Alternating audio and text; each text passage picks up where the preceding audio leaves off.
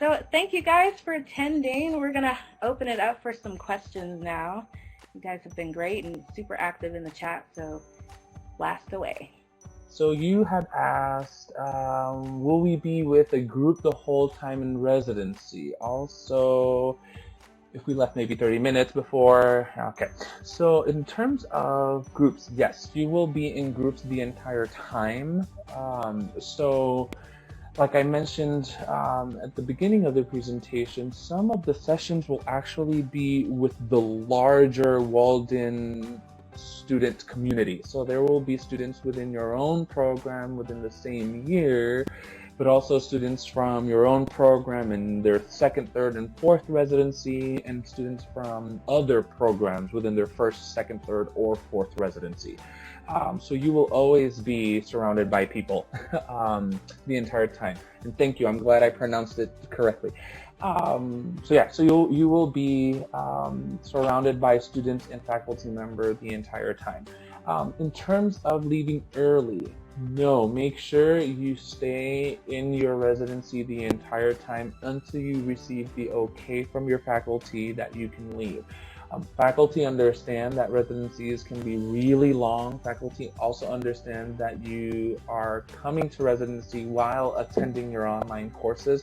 So believe me, they are no ogres. So when faculty feel that they've discussed all the material and that they know that nothing else is going to be discussed or anything, and there's still some extra time, they're pretty good with letting you go early. But only leave if your faculty member tells you to. How do we find our program group and faculty? When you register newer, like Rhemma explained, you're gonna get a lanyard, and it'll say your name and your group, and it'll also give you your cohort. You will be assigned to a group. Initially, you'll feel a little lost because again, every student will be there, but just don't be afraid to reach out. Also, the residency schedule will let you know what conference room you'll be in. So then when you go to that first one, you'll know. You will be surrounded by people within your same program. Stella had asked, are there breaks in between? Yes, you do get a lunch break.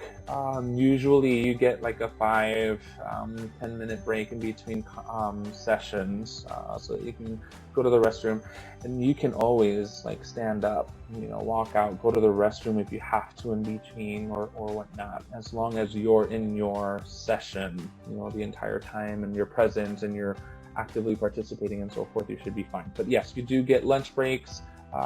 There's snacks placed throughout the day for you to enjoy and so forth. Tiffany McBean had asked, what kind of appointments should we prepare for, and how do I make an advising appointment? So the types of appointments that you will have in residency will be mostly with faculty members. These advising sessions will be more so for you to build connections with these professors. You can talk about whatever you want. Really, you can talk about dissertation if you want.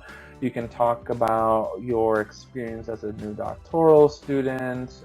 You can pick their brain and have them talk about their dissertation experience. For me personally, I've used advising sessions to talk a lot about my dissertation topic and to talk about, faculties that are licensed psychologists and to talk about their own experience. Are they in private practice? How can I start my own private practice? What are your tips and ideas, to start a private practice? So when I graduate and become a psychologist myself, that I can succeed within the field.